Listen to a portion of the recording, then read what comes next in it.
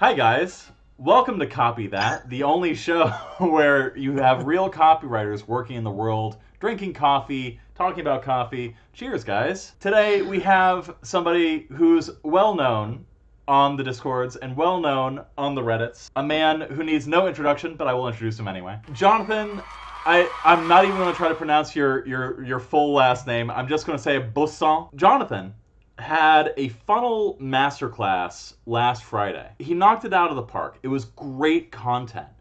And I thought, wow, like what an excellent opportunity to hear not only somebody who, instead of Rod, Luke, or I, actually prepared and came ready to talk about stuff rather than just riffing and doing it extemporaneously. He also knows his stuff. So it's like the best of both worlds, where you have the structure and not the disorganized banter that this show normally is, but you also have value. One thing that I've learned in working with not only newbies and juniors is that there's a common lack of understanding about when they type of the words, where do the words live? The answer to that is it goes into the funnel. What is the funnel? I'll let John take that away. Just like he said, there's a very big disconnect oftentimes between someone who identifies just as a copywriter and then the greater marketing strategy, right? Because copy doesn't live in isolation. There are different pieces to your campaign, to your strategy that we call the funnel. The funnel is really just the overarching term of everything once you put it together. So the traditional copy mediums that you'll see, usually you'll write for Google Ads, or you'll write for Facebook and Instagram, or you'll write for YouTube. That's at the front part of the funnel. And then you have landing pages, sales pages in the middle, and you have emails that'll happen on the back end after you opt in, or to drive you back to another sale. So we're going to look at all of those pieces together. We're going to see how it all connects. And hopefully by the end of this, you'll come away with an understanding of how your copy is actually generating money for your clients, how you can make your copy more effective based on the objective that it has within the funnel, and also how you can maybe take yourself away from the copywriting, move more into a higher role of marketing consulting or strategy, and get paid bigger bucks so that you can bring this immense amount of value to your clients, have an advantage over other copywriters because you know all this stuff that they don't, and at the end of the day get better results, which is what we're all in the game of. As is tradition with any kind of masterclass or webinar, I'll start with a little bit of who is Jonathan and why the heck should you listen to him. So I'm the one on the right, not the one on the left. I've always been really into communications, really into writing, and I kind of just stumbled into copywriting by accident. I figured out what it was. One of my buddies wanted to start a social media marketing agency when that was hot, and he wanted me to do the sales and the copy. He would do the technical stuff. We signed some clients. He decided it was too much work, so he dropped out, but I was hooked. Kept going with copywriting, developing, discovering the world of funnels. Thankfully, I discovered what funnels are and greater strategy was when I was just starting off. So that really gave me an advantage. And then I progressed learning emails, landing pages, sales pages, ads, all that stuff. At this point in my life, I've been featured in the media for the results that I'm able to bring my clients. I have gotten Upwork contracts in the tens of thousands of dollars. I'm signing contracts from content marketing, from LinkedIn direct outreach, from emails, right? I'm making a lot of money doing this. I'm very good at what I do. And what's more important to me than just making money for myself is obviously making money for my clients, right? So here you can see this is an e-com client with whom my ads were able to bring in $15,87,000 in just 3 days, right? This is a Monday, Tuesday, Wednesday, which is crazy. And then I had a funnel that brought in $145,000 in just 24 hours. So I know a little bit about what I'm talking about, which is why Sean brought me on. We'll get into all the stats. We'll get into how this all applies to you and how you can do the same thing as we move through this. My goal for you today who is watching this, I really want to help give you a fundamental understanding of what is a funnel and how does your copy play into it. Because if you're getting to this point in your career where either you're just starting off and you have no idea what a funnel is, or you've written a few sales pages, but you're not too sure how it all interacts from the point of the ads to the sale, or maybe you're more advanced and you're just looking to get a little bit more knowledge, broaden your horizons a little bit, get to that place where you can do more consulting work. If you've gotten to this point and you still aren't 100% confident, it's not your fault, because this stuff does get very, very, very complicated, right? There are a lot of moving pieces at play, and the people who try to sell you this kind of information, oftentimes they'll make it even more complicated than it has to be, because they're trying to bring you into their sphere of influence, right? They're trying to convince you that they have the answers, buy their next product, buy their next product, buy their next product. And so they don't always break it down as simply as it could. My goal today is to give you the most basic framework for understanding what a funnel is, the different types of funnels, and how you can use this information to your advantage. But I need to add in that this is not going to be the last training that you ever need when it comes to funnels, okay? Because I can't cover absolutely everything you need to know.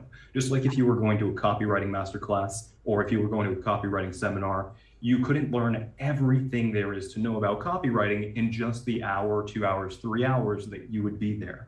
Instead, I want to provide the groundwork for you so that you can know how to identify the good resources and how to stay away from the bad resources. And you can continue to work every day to improve your craft. And I'm also going to give you, if you stick around to the end, a list of resources, books, programs, and software that are going to help you out to continue your education when it comes to funnels. And like I mentioned earlier, this really is, once you get to a point of proficiency, this is going to be your unfair advantage over other copywriters, because you're going to have an understanding that they don't. You're not just going to come into a client anymore and say, I can write your sales page, give me $1,000 and here's your sales page, right? Instead, the client's going to tell you what their idea is, and you'll be able to assess. Is this a good idea? Is this not? Is this a good opportunity for me? Is this not? Is this a good opportunity for the client? Is it not? How can I build upon what they're already asking me to do to bring more value to them, to get paid more money, to get them better results, and then cascade that into better testimonials, better reviews, better future projects, and that's how your career is going to take off. So what we're going to touch upon today as we move through the presentation, we're going to discover what a funnel is, how it works, and the most effective types of funnels across every major industry. You're going to learn the terminology you need to know if you want your prospects to trust you when you pitch them. And if you master this, you'll be able to upsell one-time projects into massive campaigns and retainers, which is my strategy. And that's how I'm closing all of these 5-figure deals on Upwork. You're going to learn the 3 most important factors to consider when building a funnel. And if you miss any of these, your funnel's going to bomb. We're also going to learn how to diagnose, optimize, and scale your funnels so you can achieve maximum profitability. And there are really just a few small tweaks that you can make to make this happen. Super easy, super simple. You'll see when we get there. I'm going to show you 5 email sequences that you're going to use in your career as a copywriter, and how they can play into your funnels. So I'll just touch on the names, give you a brief explanation, and then after we'll come back to them for the post show. John, you're better at pitching the Patreon than I am. Yeah. I'm going to show you as well how to add massive value with a sneaky trick for boosting webinar show-ups and conversions that your clients probably won't think about on their own. So when you bring this to them, they're going to think you're a genius and they're going to pay you the big bucks. Plus, like I mentioned, I'm going to give you the top resources so you can continue your marketing education and become a true expert who demands top dollar from your clients. So we'll start with a little bit of an overview for funnels. And I want to get into, before anything else, the critical terminology. These are the words that your prospect is probably already going to know, and that you need to know to at least be on the same level as them. And when you start working with other copywriters, when you start working with other marketers, these are the universal words that we all use so that we can communicate with each other properly and we know exactly what we mean. So this, for one, learning the critical terminology for me was one of the most helpful things in the world, because then I can ask for specific help, I can get specific suggestions, and I can be very, very precise when I'm explaining things to my clients. So the first word you need to know is traffic. And traffic, basically very, very simple, is just clicks to your landing page. So traffic is when you get eyeballs on your sales message. And your traffic can come in one of two ways. You can either have organic traffic or you can have paid traffic. Organic traffic is traffic you don't pay for. So you can have, let's say your audience on Instagram. That's organic traffic because you didn't pay to collect those followers. But if you post something and you say, hey guys, go check out my new product, some of those people will move onto your landing page or your sales page. And that happened without you having to spend a single dollar to make it happen, right? So that's organic traffic. Any kind of content marketing, anything where you're not paying to move those people to your page. The second kind of traffic is paid traffic, and that's what you're more familiar with. This is ads like on Facebook, Instagram, YouTube, Google search display. That's when you're doing what we call CPM, like cost per 1,000 views. So I'm going to pay for 1,000 people to see my ad. A certain percentage of those people are going to click through to my landing page. That is my traffic.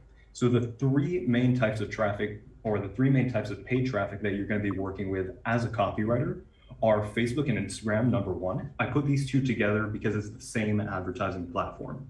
So what you're going to do when you're writing Facebook and Instagram ads usually is what we call a feed ad. So that's what you're used to seeing, like what I've got up here in the photo.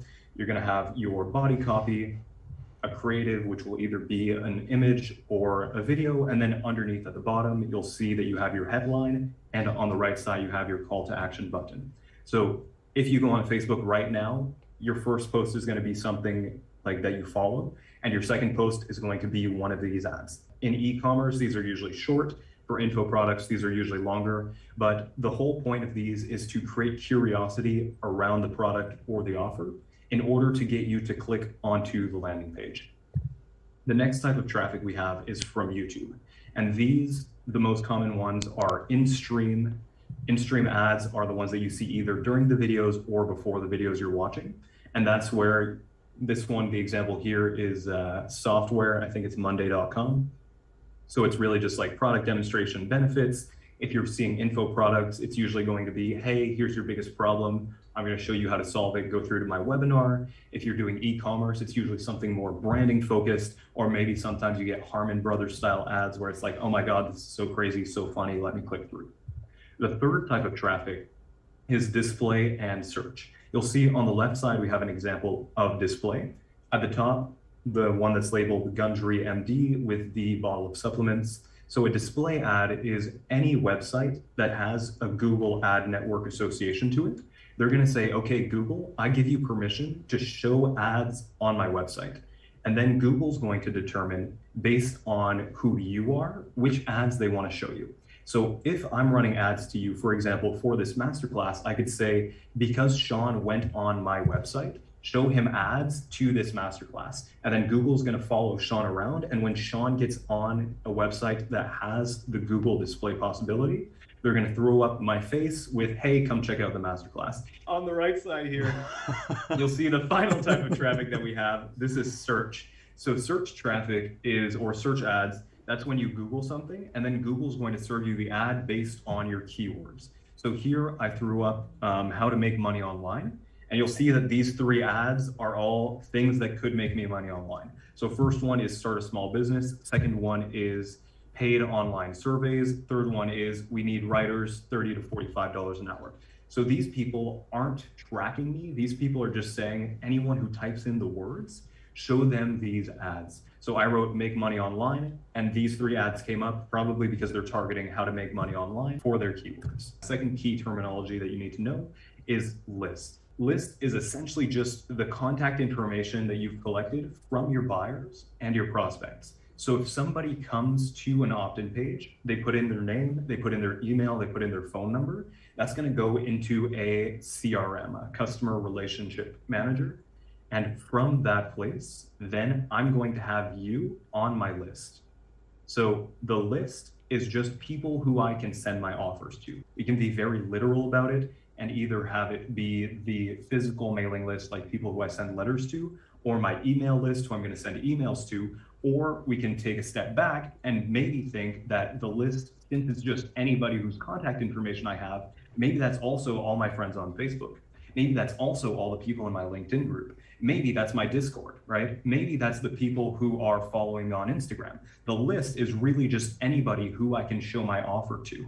And so when you take that step back and you look at it more from 30,000 feet, then you start to realize that there's a lot more opportunity because your list is more than just the people on your email list, although that's extremely valuable. And we'll touch on that when we get to the emails later. The next phrase that you probably have heard thrown around a ton is landing page. And landing page is one that's a little bit confusing because people use it to mean a lot of stuff. One of the biggest questions I hear all the time is, what's the difference between a landing page and a sales page? And it's like square to rectangle, right? A landing page can be a sales page. A sales page is always a landing page. So let me explain what I mean by that. A landing page is really just anywhere that your traffic is going, period. So it could be content, it could be a squeeze page, or it could be a sales page. Content, it can be written content like a blog. It could be an advertorial where I have a call to action and a little bit of value. It could be a podcast replay. It could be my YouTube video. Landing page with content is really just anything that I'm trying to take you and show you more value. So if I wanted to run ads to this masterclass, like a recording of this masterclass, and I said, hey, become familiar with my brand, go watch my masterclass, then the only point of me doing this is to get you to experience my brand and to get value so I can build goodwill, right? So content isn't always trying to make a sale. Content is trying to build the relationship. That's step one. Then if we get into squeeze pages, that's where I'm trying to now collect your information so that I can put you on my list. So a squeeze page is any page that you've ever been to, like a webinar registration or a free ebook, or anything that's asking you for your contact information, where I say, okay, Sean, give me your name, give me your email, maybe also your phone number. In exchange, I'm going to give you this piece of value. So there's an exchange there, which is why it's different from the content where there is no exchange and I'm just giving the value up front. Finally, we have the sales page, and the sales page is where I'm actually trying to make the sale. So the sales page can be for anything from $1 all the way up to $5,000, $10,000, $15,000. It doesn't matter. Sales page just means a landing page where there's going to be money. Squeeze page is a landing page where there's going to be contact information exchanged. And content is a landing page where there's only going to be value and then maybe a call to action, but not directly on the page. I'm going to send you somewhere else. So I can send you from a content page to a squeeze page or from a content page to a sales page. But the content itself is really just relationship and value. Next, we have the concept of upsells, downsells, and cross-sells. I won't get into the specifics of the difference between each, but it's really just selling your buyers more stuff while they're still hot. So if Luke comes in and he buys a book from me, I can try to sell him an even more expensive book. That's an upsell. Or I can say, hey, Luke, did you like that book? Let me also sell you, a 2-minute interview with me with Sean, and it's gonna cost you like $1. That would be a downsell. Cross-sell, hey, Luke, you like this book? Why don't you buy this other book that's kind of like complementary to this around the same price, right? So upsell, downsell, and cross-sell, that's just selling more stuff while Luke is still ready to make purchases, because when somebody buys, their brain lights up and they're like, wow, I love spending money on things. And they're more likely to continue spending more money on stuff. One other purpose for cross-sells is you're literally trying to cross-pollinate different lists. So it's less about like one company selling 2 different kinds of books. It's like, say you sell a book and then you say, hey, if you read this book about expanding your brain, you might also like our sister company, which sells nootropics. Here's a bunch of pills. If they buy that, well, now they're on that list too. And so that's the reason why you want to do cross-sells. The companies you work with and the clients you work with may not always have that. That's a very sophisticated strategy. So if you're working with like an Agora or a New Market Health or something that is a big organization that has multiple brands under them, 100%, but don't expect your clients to have this set up because they probably won't. On Agora though, a really great concept that Sean talks about a lot, and I'm sure he's spoken about this in the past on the Copy That show, is the idea of front ends versus back ends. So I'm going to throw the mic over to Sean and ask if he can, in just 30 or 45 seconds, explain the difference between a front end and a back end. Yeah, front end marketing, all it means is that you are acquiring a new customer. It is on the front end, the face of your business. You are trying to put out an offer that brings a new customer into your business. puts them into the funnel, as it were. A back-end offer is any offer that monetizes existing customers. Normally, these are more expensive for reasons, most of them having to do with economics. What you do is you use a front-end offer to bring on a paid customer. Lead gen brings on a free customer. Back-end monetizes the people that are on your list, whether they're free or paid. That's it. You should be doing this masterclass. I wouldn't be able to like take a break and like just chill and like just kick back, enjoy my life while you do all this work. There are 5 main terms that you need to know. 1 is traffic, so eyeballs to your landing page.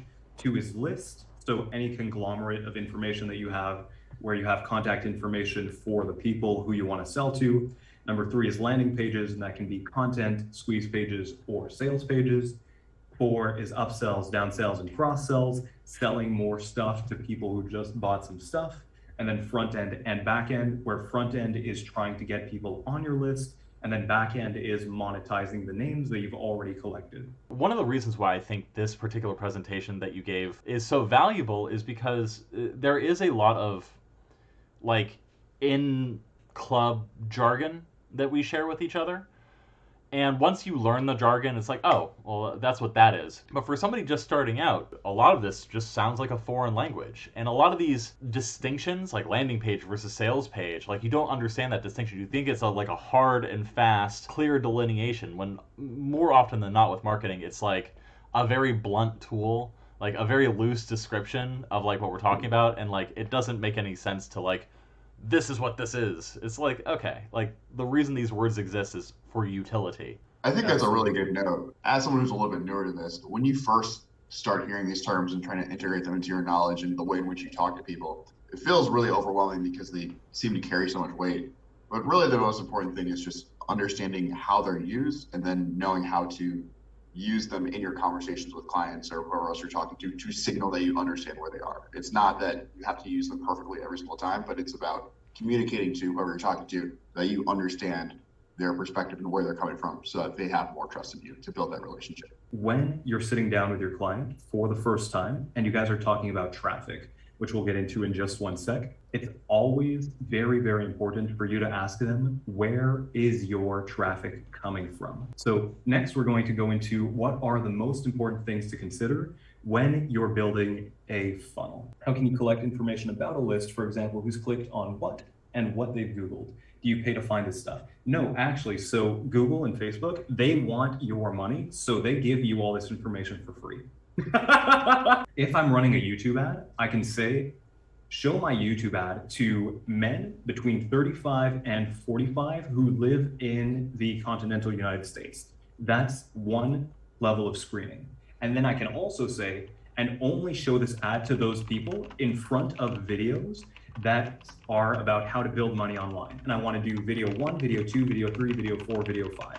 And then I can also say, and only show it to those people in front of these videos if they've been on these websites. And Google has all that information. So Google wants you to succeed because the more you succeed, the more money you're going to spend. So you get access to all of this data. You don't see the data, but you tell the algorithm what to do, and then the algorithm's going to make it happen.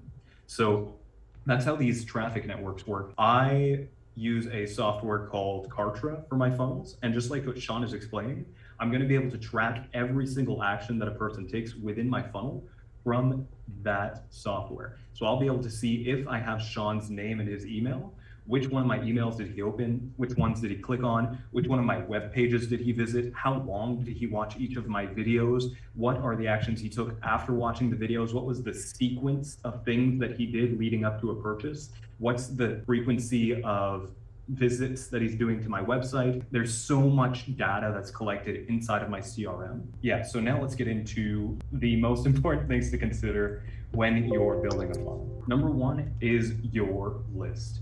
So your list is going to be worth 41% of your results. I say that because the 3 factors here are going to be your list, your offer, and your creative. If you have a perfect offer and you have perfect copy and perfect images, you still won't be able to sell it if you're trying to sell it to the wrong people. No matter how good the copy is, no matter how good everything around that campaign is, if you're showing the offer and the copy to the wrong people, nobody's going to buy it. So that's why your list is the single most important thing when it comes to making a sale. You need to be showing your stuff to somebody who's actually in your target market, who there is a chance that they will buy this. Your list, super, super important.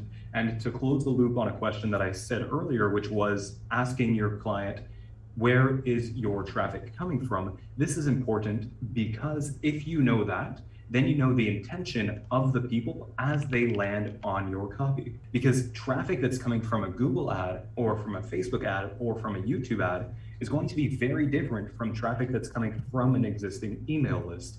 If Sean MacIntyre emails me once a week, and then he says, hey, by the way, go check out this ebook, I'm going to be like, yeah, I love Sean. I'm going to go opt in for the ebook because I know that there's valuable content there already. I know what kind of stuff he has to say, and I know that I like his stuff. So he's going to have a very, very high conversion rate, and I've already got a relationship with him. So the copy on the page is going to be very different from if I'm taking Luke, let's say, and Luke, who's never heard of Sean MacIntyre, and say, hey, Luke, come download this book. Luke's going to be like, okay, first of all, what's the book? Who's the guy who wrote it? Why should I trust him? Why is this important to me? He's going to have a lot more questions that need to be answered within the copy. Whereas if you send it to me, I'm going to say, I love Sean. I love his stuff. Of course, I'm going to download it. So when you ask your client, where is your traffic coming from? If they're marketing savvy, they're going to know that you know what you're talking about and you know what you're doing, because this is a very, very critical part to how you write your copy. Next, we're going to look at the offer. The offer is worth 39% of your whole campaign. And the offer is very, very important because, more important than creative, because even with perfect copy, you can't sell a shitty offer, right? If I try to sell Luke an ebook for $800 and it's literally just a book where I write like the theory of a single email, and it's 8 pages long. 4 of those pages are the intro, 3 of those pages are the outro. There's 1 page of content in there. Luke isn't going to care. Luke isn't going to buy that. So that's why your offer is very, very, very important. And a key rule here with your offer is that you want your offer to be worth 10 to 15 times what you're selling it for. And I'll get into how you do that on point number 5, premiums. But first, I want to touch on the 4 types of offers that you can make. The first type of offer is a lead magnet. We'll get into examples of each of these specifically as we move further into the presentation. But a lead magnet is very, very simply an offer that you're giving away for free. So a lead magnet, you could be familiar with webinars, you could be familiar with ebooks, with free reports, right? Anything where I'm sending you to a squeeze page, and all I'm saying is give me your name, give me your email, and I will send you my thing for free. That is a lead magnet. The sole purpose of that is for me to collect your information in exchange for value. The next type of offer is low ticket. And so a low ticket offer, depending on the niche that you're working in, depending on the audience that you're targeting, a low ticket offer can be anywhere from $1.99 all the way up to $97 in my space. I think in Sean's space, it goes up closer to $200 or $300, like in financial. And so consider that. But low ticket offer is really just something that's inexpensive to the people who you're selling it to, something where they're going to see it and they'll say, even if it doesn't work, I probably won't ask for a refund because of how cheap it is, right? So that's kind of the mindset for a low ticket offer. A high ticket offer is something where you're going to ask for a considerable investment. So you really, really, really need to sell, and your offer needs to be really good, because someone is going to take a hit when they buy your thing. It's going to make an actual difference in their wallet when they purchase this. Therefore, they need to get the result that's promised. In the info space where I work, high ticket is anywhere from usually $497 at the lowest, all the way up to, I showed you guys earlier, we were selling something for $15,000. We looked at a mastermind last week. I think it was $150,000 a year. So that's high ticket. Really anything that costs a lot of money is high ticket. Something that costs a little bit of money is low ticket, and just gauge that by what your audience is used to seeing. The final type of offer is continuity. And continuity is just something that I buy and then pay for either every month or every year. So financial does this a lot, where you have subscription services like James Altucher has, what is it? The top 1% advisory, yeah, but I mean, it's any newsletter is going to be a continuity offer, more or less. So whether that's a weekly newsletter or like a high ticket weekly newsletter or a low ticket monthly newsletter, that's usually how it breaks down. Yeah, exactly. So continuity just means I'm paying for it more than once, and I'm getting information on a regular basis. In the info space, I'm getting information, but in the physical space, a continuity could be I get the bottle of supplements every month delivered to my door, right? So continuity is just I pay every so often and I receive that same amount. On the back of this, we have what's called premiums. So premiums, you might be familiar with them under a different name. Premiums are just what we call bonuses, right? So on any offer, you're going to have the main thing you're selling, and then to try to entice people to buy or to give you their information and to try to pump up the perceived value of what you're offering, you're going to add on more stuff that's going to solve the other problems that your buyer has. And so premiums are complementary to your core offer, and they are either going to be physical or info bonuses that will solve the next problems or adjacent problems to what your client is experiencing. So for example, if I buy sales training and it's all about how to close more sales, then maybe they're going to include as a premium how to get more sales calls from the DMs on Instagram, right? Because that's something that I would logically want to know because I'm buying this thing on how to make more sales, right? So it's just logical progression. What else could my client need or my customer need in order to maximize their results from this? If you think about the front end versus back end dichotomy, it makes sense that low ticket is going to be more often used to acquire paid customers than high ticket. That just makes sense.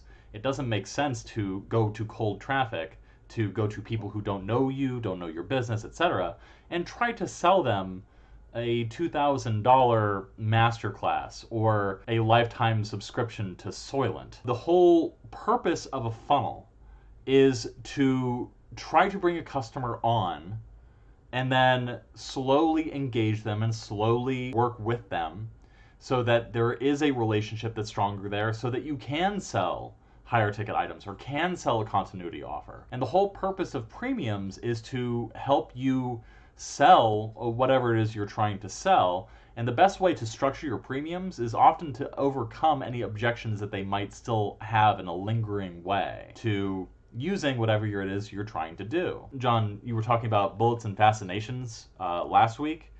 Premiums can do the same thing. A single bonus can sell an offer. Every business has a funnel. We, in the marketing space, just happen to be a little bit more transparent about it. That's all I have to say about that. Your creative is the final 20% of the campaign. And up to this point, we've looked at your list, which is 41%, your offer, which is 39%. And so your creative now is your final 20%, and that is a combination of your copy and your design. And your copy, if we want to be very, very simple about it, we can say it's ads, it's emails, it's landing pages. Those are the three places where your copy is going like 100% of the time. On the design side, this is the typography, so the choices of font, spacing, images, and videos. So if that's in your ads, that's the creatives within your ads. If that's on your pages, that could be a VSL at the top and photos peppered throughout the rest of it. And then it's also the flow of the page, which I can't make that super tangible, but all I can say on the flow is just, it's not distracting and it guides my eyes from one section to the next in a way that's not distracting to me, right? Because if you have distraction, if I'm distracted, if I land on the page and I have no idea where to look, you're gonna lose me because you haven't hooked me. So list, offer, and creative. And now I wanna get into the types of funnels. We won't do examples of each unless if you stick around until the end, and then we'll throw it on Patreon and whatever. We'll do just an overview now because we're pretty much at the time. So I'll take an extra half hour to do the types of funnels, the types of email sequences, and then we'll go into specific examples of each afterwards. And if you want the recording, you can subscribe to the Patreon. Lead magnet is the first type of funnel, and a lead magnet funnel is a squeeze page. It's a client acquisition thing. So for lead magnets, there are, I think, 3 main types. You got the free book, which you've seen probably a million times. Free book is, hey, I'm going to send you the PDF if you just give me your email. Next, we have the webinar, which is, hey, I'm going to show you how to achieve this one big thing on a presentation, either live or recorded. And there's always going to be a pitch at the end. And then there's the quiz. And a quiz funnel is something that's relatively new. I think they've only been around for 3 or 4 years now.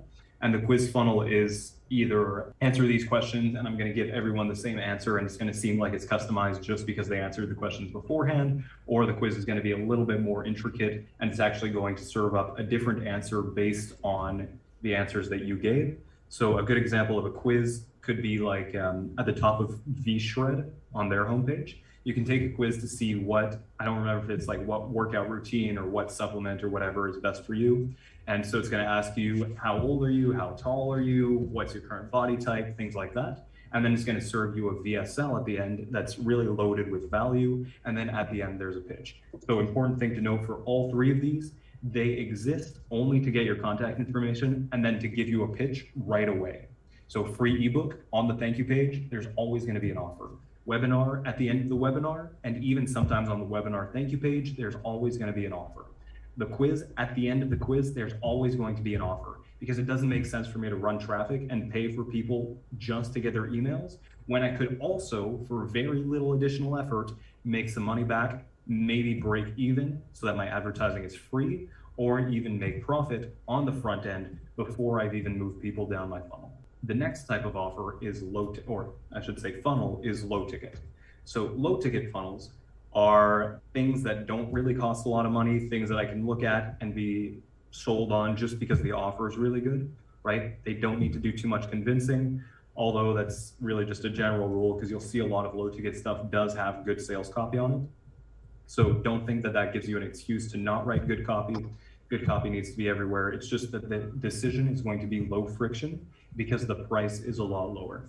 So something you're probably familiar with is a book funnel where someone's going to sell you something either free plus shipping like Russell Brunson does, or a $7 ebook like Mike Shreve or Frank Kern, or maybe a $1.99 physical book like Traffic and Funnels does. It's just, here's something a little bit more in depth than the free book. And then just like you saw in the lead magnets, or just like I said in the lead magnets, there's always going to be an upsell on the back end of this where I'm kind of trying to get more money from you. And that can either be an order bump or an upsell. And I'll show you some examples of this after we go through all of these. The mini course is another good low ticket item. So that is a collection of maybe 3 to 5 videos with some bonuses. Usually these in the info space where I work, these will cost somewhere between $27 and $47. And the idea is just to give you a ton of value, because a mini course seems a lot more valuable than a book, even if it's the same information in both. Even if it's crappy production value, right? Like even if it's just this, like you're seeing on your screen now, or if it's just me talking to the camera, the fact that there's the video makes it seem like it took a lot more effort for me to produce it. Therefore, you're going to say it should be a lot more expensive. And that's kind of why I can get away with selling it for 27 as opposed to 7. But Frank Kern does this really, really well. He sells the book at $7, and then he sells the mini course or he gives away the mini course as a bonus to the book. But the mini course is just him talking about the stuff that's in the book. The book is just a transcript of the mini course. So there's a lot of really clever ways that you can go about this. Mini courses usually though somewhere between 27 and 47, where books are usually closer to 2 to 7, maybe sometimes even $10.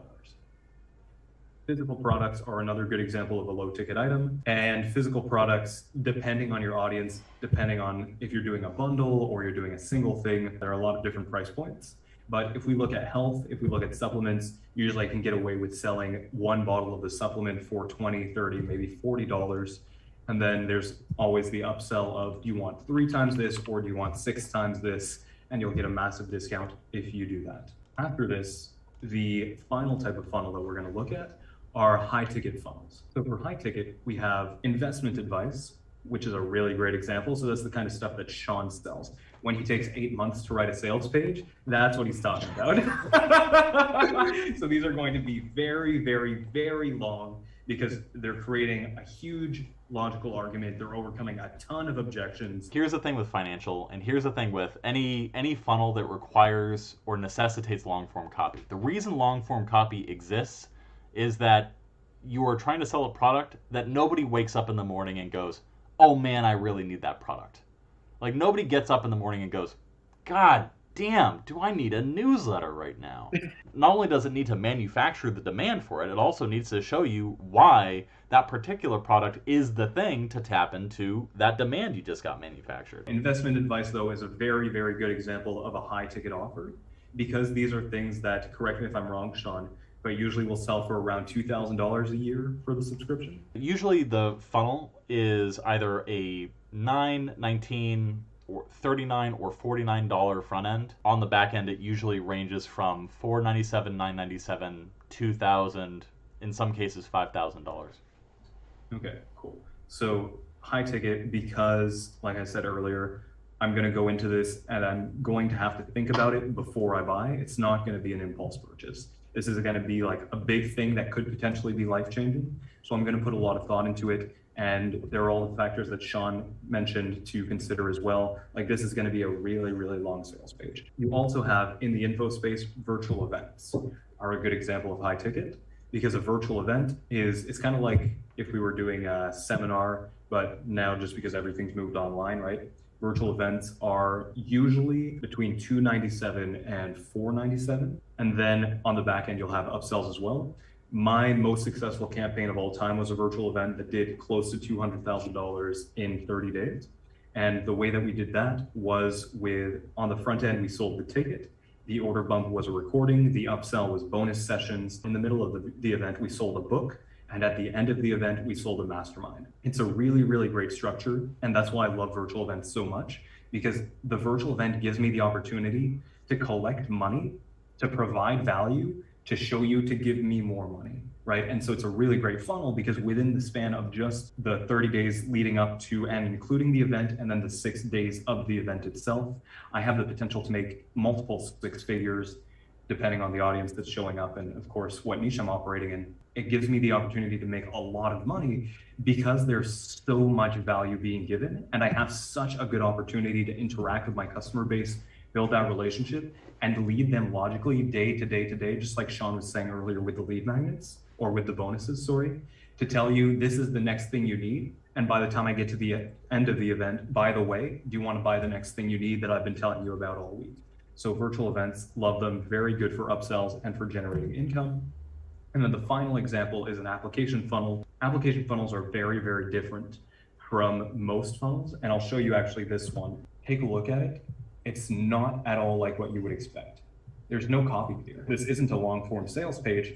This is people who already have a deep relationship with the guru, in this case, Russell Brunson, and who've been thinking to themselves for the last like 2, 3, 4, 5 years, this is something I want to buy. So that's why this video that we have up here is really an aspirational video and not a sales video. The content of it is, hey, look at all this really cool stuff that all of these people have thanks to them being in this program. And then down here in the copy, they're not trying to sell me, they're trying to screen me. Because Russell Brunson's salespeople, they don't have the time to be on the phone with everybody who wants to make $1 million+ a year, or 5 or 25 or 50 or 100 million, because that's everybody. So what they're doing instead is saying, here is the very, very, very niche audience that this is right for. You have to be like this if you want to apply. And then here are all the benefits to get you a little bit excited, and a big application form where it's going to automatically reject you if you don't answer the questions correctly. Or if it accepts you, then it's a conditional acceptance, where then a salesperson is going to call you. And when the salesperson calls you, they're going to screen you even more. And that's really just sales tactics in order to get you more invested in the offer, because the harder I make it for you to buy my thing, the more you're going to want to buy my thing. So that's an application funnel, very, very different, but this is how you sell the most expensive offers. Masterminds are going to be sold this way. Anything that's like 10,000, 15,000, 100,000, because you need human interaction to make it work. And you need to be very, very careful about who you let into these programs. So screening plus sales call, aspiration versus sales copy. When you get into high ticket offers, it becomes more and more important because you're devoting more personal time to an individual customer. So you need to make sure that they are the right kind of customer for you. And so it makes sense, especially if you have a business where people are familiar with you, want to work with you, have been indoctrinated into like your mindset, have been working with your content, your copy, your business, your ideas for many years. They are already sold.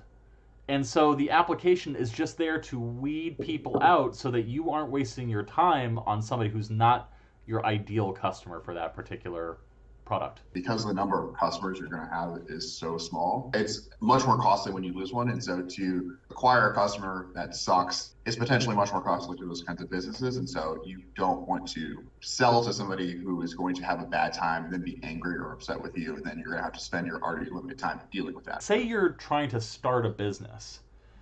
You don't start off with a fucking application funnel. That's another reason why, like John mentioned and reinforced, you want to know where the traffic's coming from. You want to know what they're seeing.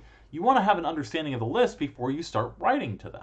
To diagnose, optimize, and scale your funnels or your clients' existing funnels when they bring you on board, there aren't too many rules. It's not super tactical. Like, it's pretty easy to come in and make a funnel better once you understand the fundamental strategies that we're talking about in this presentation. So I'll give you an example of how to diagnose, right? When you're diagnosing, it's as simple as looking at their baseline and asking yourself, where is the drop off? For example, on ads, you'll have a few different stats. You'll have CPM, which is cost per 1,000 views. And the way that's determined is different based on the algorithm for each advertising platform. On Facebook, your CPM is going to change based on the keywords, the emojis, and on the relevancy and the quality score, right? So you can help someone bring their CPM down on Facebook by changing out the keywords, making their text, creatives, and headlines more relevant to each other and to the landing page, and play around with things like that. On the ads, there's like CPM, CTR, and conversion rate. So you can look at these stats and see if one ad has a very, very low conversion rate and you're spending a lot on it, and the other ad has a really, really high conversion rate and you're spending a lot on it, cut out the ad that's not getting good results, put all that money into the ad that is getting good results, and now all of a sudden your results have doubled, tripled, quadrupled, whatever, right? So diagnosing is really just as simple as looking at the baseline and seeing what are they doing wrong? Let's do less of that. What are they doing right? Let's do more of that. And that's optimizing too, because optimizing is just doing more of the right thing and doing less of the wrong thing. On ads, that's very simple because it's all very data driven. When you go on to landing pages and sales pages, you can look at things like the lead and test out different headlines and test out different graphics and VSLs at the top of the page, above the fold. Usually that's going to be your most important stuff, right? Above the fold. You can try adding in more testimonials. You can try changing up the offer, putting in more bonuses, switching out the bonuses, taking away some bonuses. So there are a few different things that you can do there as well and see how it affects the baseline. Don't scrap what you're doing entirely, but you can run 2 simultaneous tests and see which one gets results and continue to build upon the one that gets the best results.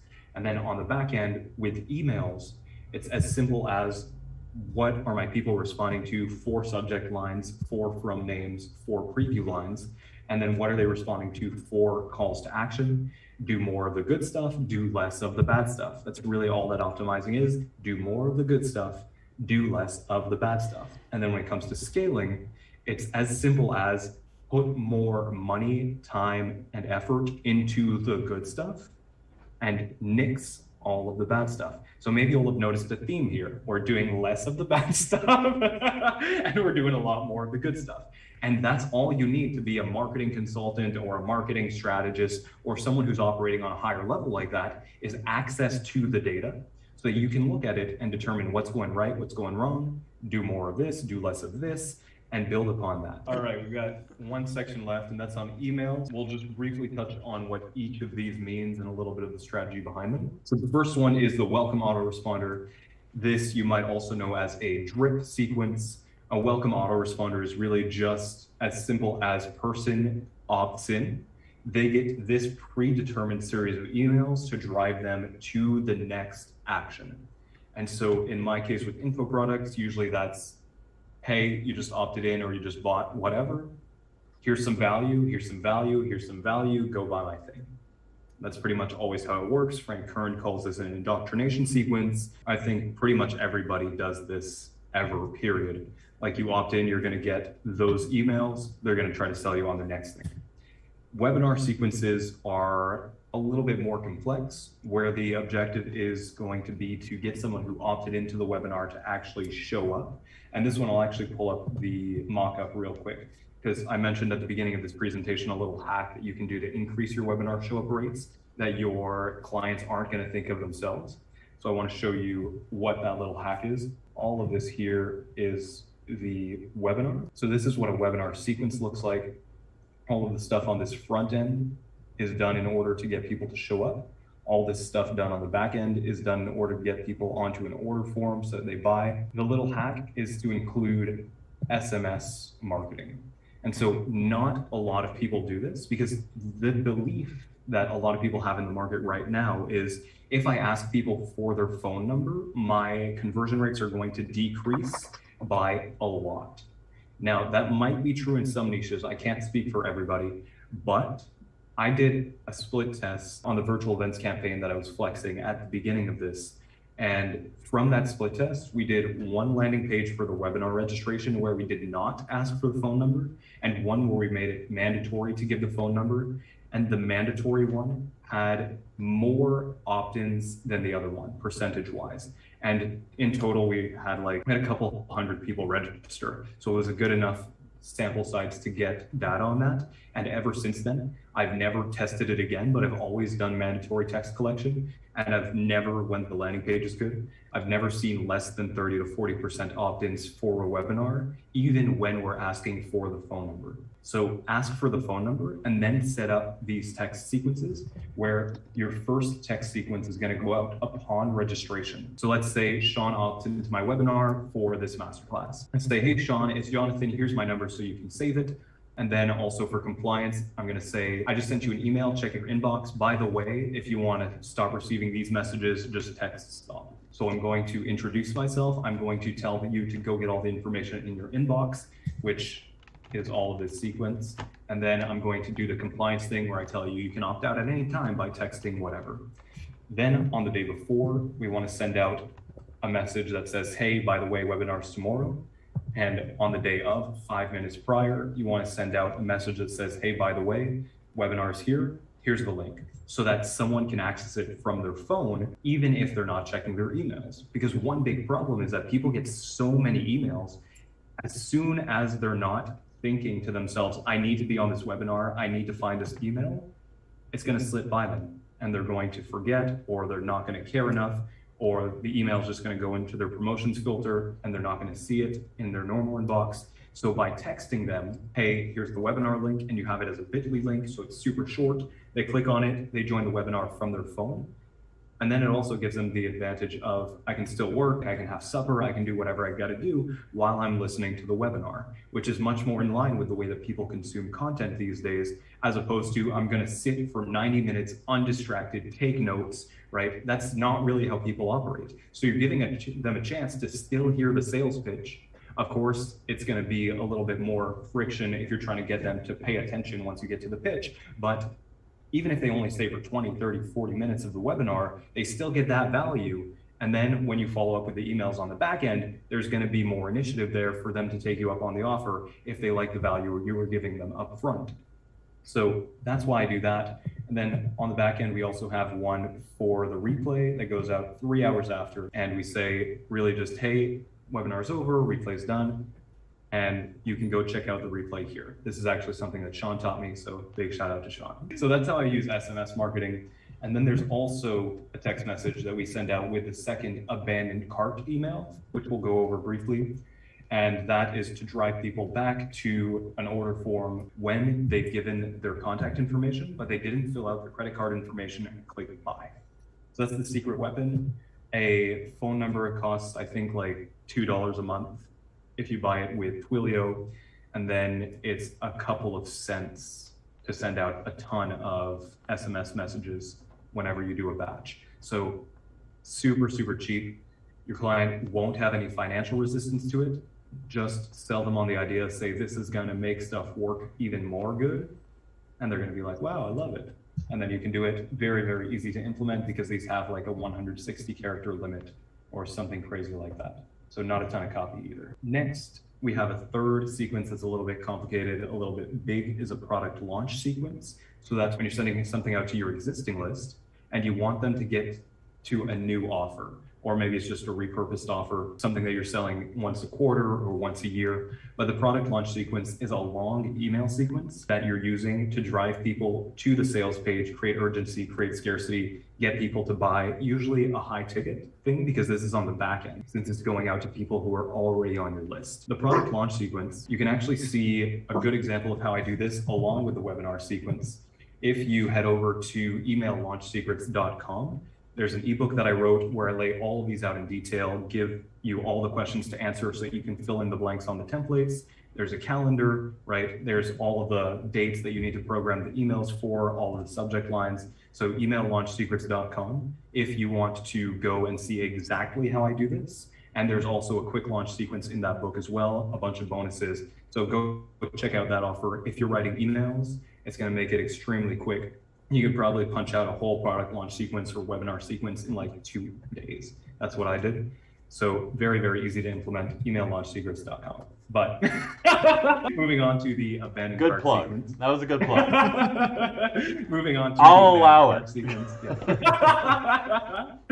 The abandoned cart sequence is very, very simple. This one is just 3 emails. The purpose of the abandoned cart sequence is to capitalize on what we call a 2-step order form. When you have an order form, usually what people will do, people who aren't marketing savvy, will try to collect all the information, and then you click the buy button and then you get the thing. 2-step order forms, what they do is you've got either step 1, step 2, or step 1, step 2, step 3. Where step 1 is collect your contact information. Step 2 is put in your credit card information. And then if there's a step 3, it's just confirm your purchase. Sometimes it's at the bottom of step 2. So what that does is that gives me, the marketer, the opportunity to say anybody who filled in step 1 but did not fill in step 2, send them this email sequence. So the way that that works is it's all within your CRM, your autoresponder. If you're using ClickFunnels, you can do that. If you're using Cartray, you can do that. I'm sure Kajabi has that functionality as well. There's just a trigger that you can create and say, if somebody fills in step 1 of my order form, put them into this sequence where the first email is going to go out 30 minutes after. It'll be something like, hey, was there a problem with your order? Come back, finish your order. Email 2 is going to go out probably the next day. And it's just going to be like, hey, if you're unsure, feel free to reach out to me either through phone or through email, just trying to create a little bit of personal connection so you can overcome whatever objections they have without needing to know what they are and without having to write a huge email about it. And then number 3 is going to be, hey, here's some social proof, or here's me overcoming your objections a little bit. And that'll go out either the 3rd day or the 4th day. So there's either a 24-hour or a 48-hour gap between email 2 and email 3. And that's, again, trying to drive people back to the order form so that you can have them finish the purchase. And you're just trying to overcome their final objections or introduce some social proof in order to move them to the purchase. The last email sequence is a recovery email sequence. And this one's very simple as well, just 3 emails, where the objective of this is if you have a dead list, like people who don't respond anymore, or if you want to create a trigger so that if somebody doesn't open an email for a certain amount of time, they get this sequence. Those are the best ways to use it. So imagine with my software, I can say, if Luke doesn't open any of my emails for 45 days, tag him inactive. When Luke receives the tag inactive, take him out of my newsletter list, put him into the recovery email sequence and send him these 3 emails. And then based on his actions there, I'll either remove him from my CRM completely. That way I'm not spending money to have him on the list if he's not going to be doing anything, or put him back on the newsletter list now that he's shown me he actually wants to be there. So email 1 is going to be, hey, Luke, do you actually want to be here? If yes, please click here. If no, please click here. If no, remove him from the list. If yes, or if no action, send email number 2, which is, hey Luke, thanks a lot for showing me you still want to be here. Here's a free gift. So something valuable that otherwise I'd be selling on my website or in one of my funnels, to make Luke feel like I actually care about the relationship I have with him. Because if Luke isn't opening my emails, just from my perspective as an info marketer who's doing relationship-based stuff, that means that Luke either doesn't believe I can solve his problem anymore, Luke doesn't have that problem anymore, or Luke just hates me for the kind of content I've been sending him up to this point. If Luke doesn't have the problem anymore, he's going to click no, he's going to get out of my sequence. If Luke doesn't think that I have the solution anymore, then I'm going to reinvigorate that trust by sending him my free thing that's hopefully going to move him closer towards the solution. If Luke thinks that I'm trash at this point and I don't actually care about him or the relationship that we have, then I'm going to rekindle that relationship by giving him stuff that normally other people pay for. And what's a better way to show somebody that I care than giving them a free offer? I mean, there's a lot of ways, but, but me as an info marketer, that's one of the best I can do. Luke then receives that. And email number 3, if Luke takes me up on that offer, then I move into email number 3, where I would say, hey, Luke, so just to catch you up on everything you've missed since the last time you opened one of my emails, here are my top articles or my top offers or my top podcasts or whatever I've been doing since the last time you came through. And you don't have to actually just have stuff in there that was over the last 45 days, but you can have like, hey, just to get you up to speed, like here are the top articles that I've been putting out, or I was recently featured on this podcast, which I thought was amazing, right? And just plug in some info like that. So just content in order to, again, give more value, continue building the relationship. Maybe you sprinkle some offers in there. If you had something that was like, oh, I sold my core offer at 50% off. I know that you weren't actually opening the email, so you didn't see that, but here's a chance to get that offer again. It's only going to last 24 hours after I send you this email, though, because if it lasted forever, it would be unfair to the people who actually bought during that time, right? So those would be the 3 emails. Email 1, do you actually want to be here? Email 2, here's the free gift. Email 3, here's a summary of what you missed. My 3 biggest recommendations for books, if you're going to look at the bigger picture of marketing, for one, .com Secrets from Russell Brunson. If you're going to go read any book after this presentation, it should be this one, because .com Secrets is going to tell you how marketing works from A to Z. What is a value ladder? What are the types of funnels? How do you structure each of them? What should the sales copy, the VSL look like? What should the front end, the back end look like? He's going to, Russell Brunson, give you an inside look into all of that, and it will be extremely valuable for you. Number 2, the book Launch from Jeff Walker. So this one is all about product launches. I like it a lot for the theory because it's a lot of stuff that I've never heard anywhere else before, but he also gives really good practical information on how to write the emails and how to structure the campaign leading up to a new product launch or a product relaunch. The third book would be Over Deliver from Brian Curtis. Luke just finished that book this weekend, so I'll let him briefly mention what it's about. If you like the concept of the 41, 39, and 20 thing that John talked about, which was the list, the offer, and the creative, Brian really goes in depth on these 3 different components and how they work and how they fit in like the whole marketing picture. And I just finished it yesterday and I thought it was a really good book. Number 2, we're looking at programs. So if you're ready to invest in programs, the people who I would recommend you buy from are Frank Kern. He has a lot of great programs about marketing campaign structure. His best one is Mass Control. That's what it used to be called. I don't remember what it's called now. He rebranded because Mass Control sounds a little bit manipulative, and that's not who he's trying to be anymore. So Mass Control, or whatever it is now, from Frank Kern. Anything from Ryan Deiss and Digital Marketer. They have everything from how to do a good homepage to how to write a proper VSL to how to structure Facebook ads, right? They have a whole library of stuff, and they have a continuity program where you can access all of it. So I highly recommend you look into Ryan Deiss and Digital Marketer. And then number 3, Rich Schefren, who is like the godfather of internet marketing. Rich Schefren has worked with Agora, with Ryan Deiss, with Frank Kern, right? Rich Schefren has worked with everybody basically who makes millions, tens of millions, and hundreds of $1 million in direct response online. And he has a program right now called Steal Our Winners, where he sits down and interviews the most successful people on topics that they're experts at. So he'll sit down with a YouTube ads expert and just talk for an hour about YouTube ads. He'll sit down with a VSL expert and talk for just an hour about VSLs. And he does a newsletter style. So every month you get around 10 of these videos with each of the different experts, and you get access to that. There's a trial that you can sign up to. I think it's $1 for the most recent edition. And then there should be upsells to buy the backlogs and a lifetime subscription if you find that it's valuable. Finally, we have software. For pieces of software I recommend.